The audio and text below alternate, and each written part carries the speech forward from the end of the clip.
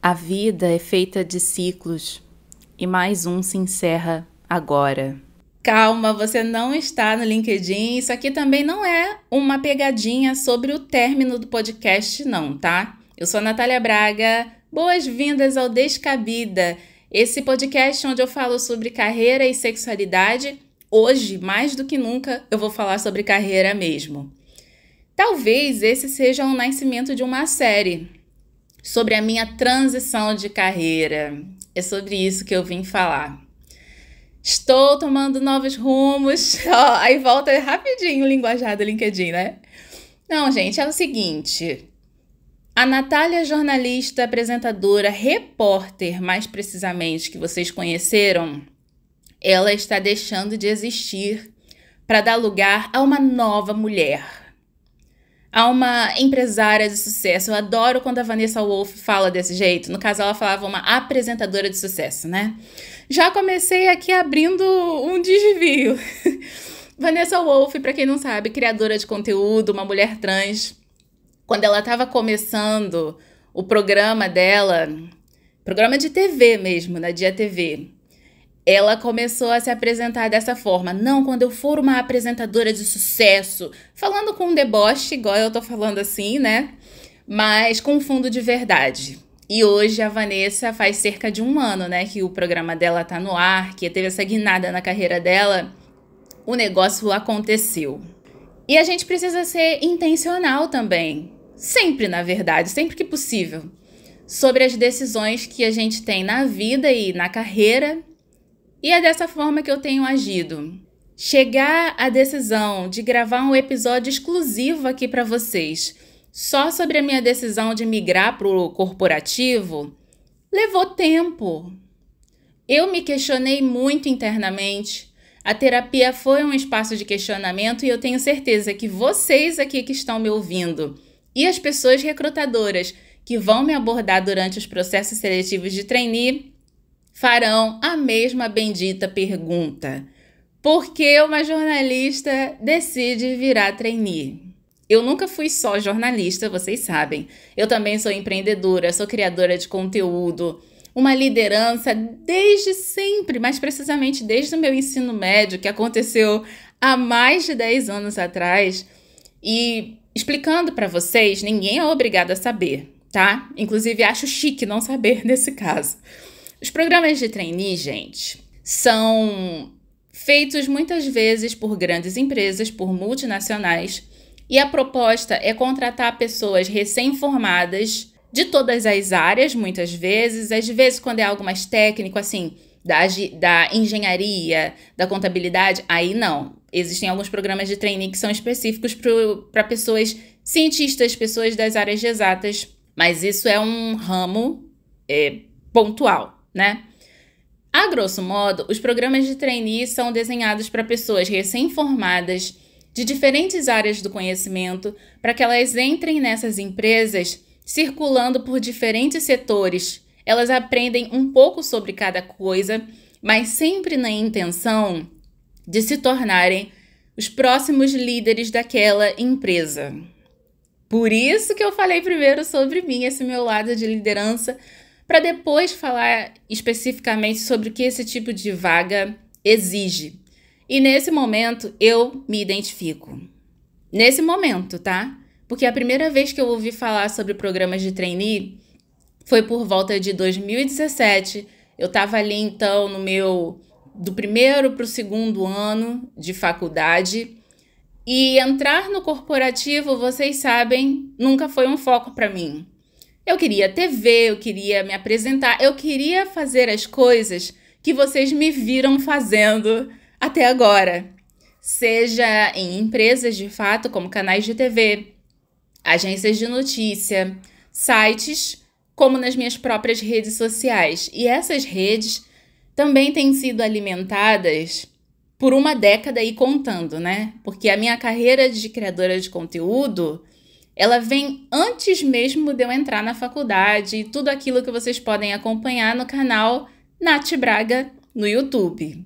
Inclusive, sigam as minhas redes sociais, @NathBragaP, Nath com TH. O Instagram do podcast é especificamente @descabida.podcast. E o meu canal no YouTube, como eu acabei de apresentar, se chama Nath Braga.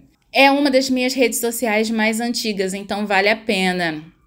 Para quem quiser acompanhar de modo geral, tem lá as playlists sobre sexualidade, por exemplo, mas também tem vários vídeos que foram documentando desde o pré-vestibular social até esse momento de agora. Quer dizer, esse momento de agora, a transição de carreira, está sendo inaugurado aqui nesse episódio que você está ouvindo. E hoje eu quero falar mais sobre esse lado psicológico mesmo das coisas. Não tem como negar que eu mudei completamente de mentalidade desde março de 2023, que foi, caramba, assim, é ano passado, né? Eu tô gravando aqui para vocês praticamente no final de 2024. Então, ao mesmo tempo que parece que foi ontem, foi um processo muito longo, muito doloroso, em primeiro lugar. Eu fui demitida do Intercept Brasil. Eu acho que essa frase, ela aparece em muitos episódios daqui do Descabida, principalmente, porque, né, é um podcast que fala sobre carreira, então não tem jeito. Muitas questões eu fui trazendo aqui nos episódios anteriores, que estão ótimos, modéstia à parte. É um retrato, essa demissão, ela também é um retrato de como está o setor da comunicação e do jornalismo. É um sonho que eu sempre tive, né? Nunca existiu outra opção para mim e continua não existindo nenhuma outra opção que não passe pela comunicação, pelo jornalismo no centro das minhas atividades profissionais e no meu modo de pensar. Só que assim, desde quando eu estava lá na faculdade, eu já ouvia os meus colegas que presenciaram assim, o fechamento de redações ou o encolhimento, no caso, a fusão de algumas delas. Agora eu vou até voltar um pouquinho no tempo, né? Tivemos grandes casos na Editora Abril, que o pessoal de lá do Me Conte Uma Fofoca, o podcast, chama até de fechou, né? Porque de fato fechou muitas revistas e jornais e a redação e aquele império deixou de existir. A gente viu isso aqui no Rio de Janeiro acontecer também com o Infoglobo, ou seja, os jornais ligados ao Grupo Globo e também a TV como um todo, deu uma enxugada na quantidade de pessoas diárias e tudo mais. Começar, então, uma carreira nesse cenário é nadar contra a maré, né? É insistir. E eu insisti com muito gosto e sigo insistindo porque é uma área que eu gosto muito. E aí, por conta dessas, eu sempre trouxe aqui para vocês a força que o empreendedorismo e a criação de conteúdo sempre teve para mim. Porque se não fosse dessa forma, seria muito difícil, para não dizer até impossível, iniciar a minha carreira. Por isso o meu canal é tão legal. Tem que fazer propaganda de mim também. O meu canal é muito legal porque enquanto todas as portas estavam fechadas para mim e para colegas de profissão, eu estava lá podendo fazer as minhas primeiras séries de entrevistas, vlogs e programas, né? Porque existe o podcast Influência Negra, existem coisas... O podcast Influência Negra eu já fui fazendo paralelamente, né? Ao trabalho no Intercept Brasil. Mas vocês conseguem entender, então, por que esse espaço virtual ele é tão importante para mim. Desde o meu ensino médio, eu sempre tive essa veia da liderança. Então, eu liderei o Técnicos da Alegria. Não sei se tem alguém aqui do IFRJ me ouvindo hoje, né? Liderei o próprio podcast Influência Negra, que foi um baque, uma adrenalina, né? Porque eu estava fazendo algo que eu gostava muito, fazendo algo que eu, pela primeira vez, que era criar um podcast, conduzir esse tipo de projeto e conduzir uma equipe também. Junto comigo eram 5 pessoas, então tem toda aquela coisa de tomar decisões, de olhar para diferentes áreas, ter um senso de estratégia é muito interessante. E ao mesmo tempo mudou assim a minha forma de enxergar as coisas. Eu sempre fui alguém que faz algo porque acredita e depois se depara com as responsabilidades e fica, caramba, que é isso? Isso parece maior do que eu. E no fim das contas tudo acontece e eu me sinto super orgulhosa. é pensando nessa linha do tempo que mais uma vez eu estou aqui me desafiando, usando um bom português, inventando moda ao me lançar no corporativo enquanto trainee. Porque o trainee, ele é uma combinação de várias coisas que eu realmente gosto muito. Tem a liderança que eu acabei de falar, mas também esse lado multidisciplinar, gente. De poder conviver com pessoas de diferentes áreas do conhecimento, de temporariamente... Poxa, eu sou repórter, eu sempre falo, uma fofoqueira qualificada, né? Então imagina que legal você poder passar por lugares, por áreas que eu jamais imaginei. E ao mesmo tempo ter esse baque de gente, mas assim, eu não entendo, eu vivo isso agora.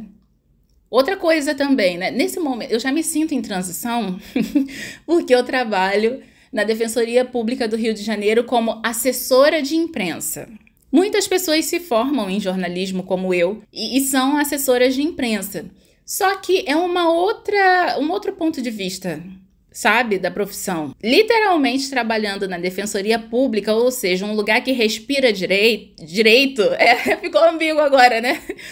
Eu não tô falando de direito no sentido do adjetivo, não, né? De respirar bem, não. Eu tô falando de respira direito a área jurídica. Então, toda semana eu me deparo com um grande PDF, com um processo, com um linguajar que não tem nada a ver com a minha formação ali em comunicação. E eu desvendo isso, não só desvendo para mim mesma, como traduzo isso em forma de matérias, em forma de notas para a imprensa. E mentalmente falando, eu adoro isso, né? Adoro lidar com criatividade, adoro lidar com resolução de problemas. Então, fazer isso acontecer é sempre um mini desespero e muito gratificante quando acontece. E hoje eu tô na Defensoria Pública desde fevereiro, do início de fevereiro. A gente tá agora no finalzinho de setembro, enquanto eu gravo esse episódio, vocês devem ouvir o episódio em outubro de 2024. Ou seja, já se passaram alguns meses, né? E nesses meses é muito interessante ver como essa história aconteceu. E, de fato, agora eu sou uma mulher muito mais sábia nessa área também. Não só do direito ali, do jurídico, mas dos direitos humanos de modo geral. É legal perceber que o que eu pensava na teoria e a realidade se articula de um jeito muito interessante, muito enriquecedor. E é isso que eu espero dos programas de trainee também. Esse é o lado filosófico, né? Eu acho que eu posso fazer essa divisão também. Mas em termos práticos, sejamos realistas, gente. Eu acabei de falar aqui sobre uma área que está em crise, e aí é importante eu mencionar de novo os bastidores para vocês. Vocês sabem que tem um episódio aqui no podcast chamado Dona de Casa. Eu gravei esse episódio alguns meses até antes de eu entrar na Defensoria Pública, porque foram 11 meses de desemprego. E quando a coisa foi ficando mais insustentável ainda, entra o episódio Dona de Casa, onde eu falo sobre o fim da minha reserva de emergência, todo aquele processo muito importante que a gente precisa ter de planejamento financeiro. Aí eu me vi sem dinheiro, logo 100% dependente do meu marido, financeiramente. E isso drenou as minhas energias e a minha dignidade de um jeito que é muito chato. Porque não é que eu parei de trabalhar. Também não fiquei só trabalhando com o lado doméstico, né? A gente fala sobre isso, sobre trabalho doméstico, economia do cuidado, nesse episódio chamado Dona de Casa. Mas eu me tornei uma trabalhadora, uma empreendedora não remunerada.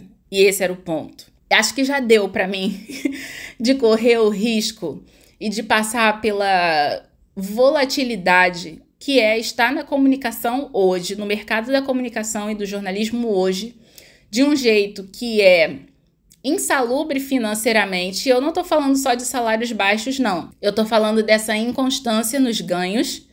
E mais do que isso, gente, existe uma relação muito grande, muito direta, entre ganhos financeiros e autonomia criativa. E é isso que mais pega para mim. É isso que me deixa muito certa da decisão de ir para o corporativo, de me tornar trainee, seguir essa linha. Porque mesmo no jornalismo, tem uma barreira muito grande que é de como freelancer ou como uma pessoa de dentro de um jornal, de um canal de TV, o que quer que seja. A limitação, ela é real, porque faltam recursos humanos e financeiros para poder colocar projetos no ar, para poder fazer as coisas acontecerem. E uma pessoa ou uma instituição sem dinheiro para inventar coisas, ela também não consegue partir para outras possibilidades que incluem também o que a gente chama de impacto social, né? E eu tenho para mim que não existe outro caminho que não seja em algum momento da minha vida. Eu já faço isso de forma pontual, mas eu quero tornar isso mais organizado, maior, que é de poder viabilizar, acelerar a carreira e a vida de outras pessoas. Da mesma forma que fizeram por mim. Então, eu sou cria de mentorias, eu sou cria de bolsas. Eu também já fui apoiada financeiramente em diferentes momentos da minha vida. Eu tô me referindo, assim, a pagamento de passagem para eu conseguir frequentar a faculdade. Eu sei o quanto isso muda histórias e como isso precisa ser a base da vida de alguém para poder adquirir conhecimento, para poder fazer as coisas acontecerem. Antes de tudo, a gente precisa de um cartão de passagem na mão e de comida na mesa. Ponto. Bem prático esse pensamento. É isso que me guia hoje, sabe? A questão dos recursos e da autonomia criativa.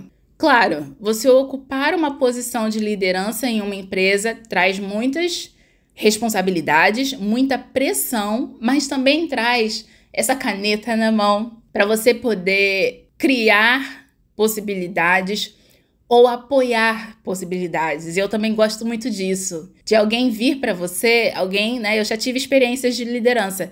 Então é tão bom quando alguém chega para você com uma ideia, com um projeto, e você fala, sim, vamos fazer, podemos fazer, ou vamos descobrir como fazer, porque eu sou a pessoa que concentra aqui os recursos, ou pelo menos pode fazer a ponte para que você consiga atingir esse objetivo. Isso é maravilhoso e eu sempre me vi trabalhando por esse viés e cá estou eu aqui de novo levantando essa bandeira, só que por meio de outros cargos, né?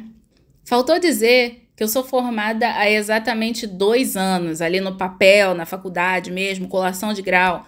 Faz 2 anos que isso aconteceu. Então, para participar de programas de trainee, para alguns eu estou exatamente no meio do caminho. Para alguns eu já estou formada há tempo demais para poder me inscrever. E para outros é meio que a minha última ou penúltima chance de participar. É uma situação muito estranha, porque em comparação com outros candidatos e candidatas, eu tenho uma bagagem maior profissional. Realmente já fiz muita coisa, me sinto segura sobre a minha história. Mas, por outro, é uma pressão de, olha só, se não der certo agora, nunca mais. A menos que eu entre de novo na graduação. Não. A menos que eu me forme de novo na graduação ou escolha uma vaga convencional, né, dentro da mesma empresa. Então, fica essa observação para vocês, porque o fator tempo também é muito importante nessa conversa. Já tô batendo aqui o meu limite de tempo do episódio, então acho ótimo. Vamos parar por aqui. Até que não ficou tão dramático esse episódio, porque eu até não passei muito tempo falando sobre a questão, assim, já teve muito choro, muito sentimento de, nossa, eu estou abandonando a minha carreira, estou abandonando o jornalismo. No Brasil, não há jornal para mim, parafraseando aquele meme da Xuxa, né? Mas é mais do que isso. Hoje eu vejo que não é sobre largar tudo, não é sobre desistir especificamente, é sobre ser inteligente, escolher a mim, a carreira que faz sentido e principalmente a história que eu quero contar. Não só no final da minha vida, mas sempre, né, olhando para o retrovisor e falando, olha só, eu fiz isso e isso, eu experimentei, eu conectei ideias que pareciam não fazer o menor sentido. E é com essa alegria que eu fecho, então, o episódio de hoje, sem promessas, tá? Não vou prometer a série, sobre a transição de carreira, mas posso garantir que o próximo episódio daqui do podcast é sobre finanças. Ele se chama Parcelamento e foi gravado, na verdade, antes desse episódio aqui sobre a transição. Eu, enquanto audiência, enquanto consumidora, adoro assistir conteúdos e ler biografias que contam como as pessoas fizeram as coisas acontecer, que contam bastidores, ou que até mesmo falam em tempo real sobre o que está rolando. Eu tô fazendo isso aqui agora. Eu não tenho nenhuma vaga de trainee garantida para mim. Eu tô participando dos processos seletivos agora, sendo eliminada. Ih, minha filha, é um perrengue total. Abafa. Abafa, porque eu tô disposta a fazer isso, contar sobre isso nos próximos episódios. O que vocês acham, hein? Se essa série sair do papel?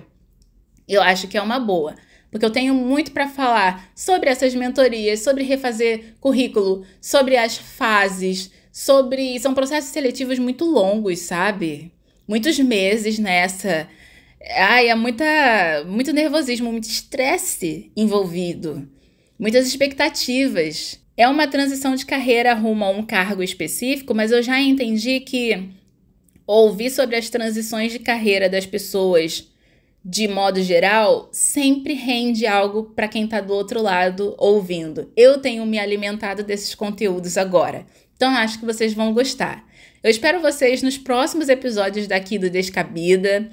Quero conversar com você nas redes sociais. Me conta lá no privado, nos comentários, o que você achou sobre esse episódio aqui, o que você quer para os próximos. E também, gente, avalie esse episódio, avalie esse podcast com todas as curtidas e estrelas que você puder, além de se inscrever no feed para poder ser notificada sobre os próximos. Combinado? Eu acho que tá de bom tamanho. Até a próxima, gente!